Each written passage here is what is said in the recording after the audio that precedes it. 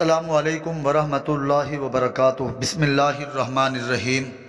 بنی اسرائیل کا ایک یتیم بچہ ہر کام اپنی والدہ سے پوچھ کر ان کی مرضی کے مطابق کیا کرتا تھا۔ اس نے ایک خوبصورت گائے پالی اور ہر وقت اس کی دیکھ بھال میں مصروف تھا۔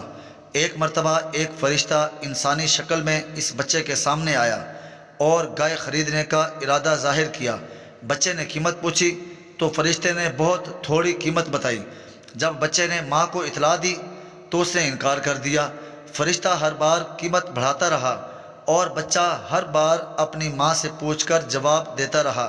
جب کئی مرتبہ ایسا ہوا تو بچے نے محسوس کیا کہ میری والدہ گائے بیچنے پر راضی نہیں ہیں، لہذا اس نے فرشتے کو صاف انکار کر دیا کہ گائے کسی قیمت پر نہیں بیچی جا سکتی۔ فرشتے نے کہا کہ تم بڑے خوش بخت اور خوش نصیب ہو کہ ہر بات اپنی والدہ سے پوچھ کر کرتے ہو۔ ان قریب تمہارے پاس کچھ لوگ اس گائے کو خریدنے کے لیے آئیں گے تو تم اس گائے کی خوب بھاری قیمت لگانا۔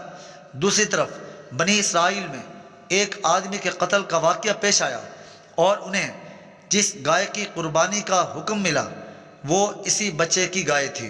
چنانچہ بنی اسرائیل کے لوگ جب اس بچے سے گائے خریدنے کے لیے آئے تو اس بچے نے کہا کہ اس گائے کی قیمت اس کے وزن کے برابر سونا ادا کرنے کے برابر ہے۔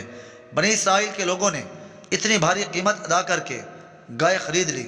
تفسیر عزیزی اور تفسیر معالم العرفان فی دروس القرآن میں لکھا ہے کہ اس بچے کو یہ دولت والدین کے ادب اور ان کی اطاعت کی وجہ سے ملی۔ تفسیر تبری میں ہے بھی اسی طرح کا واقعہ منقول ہے۔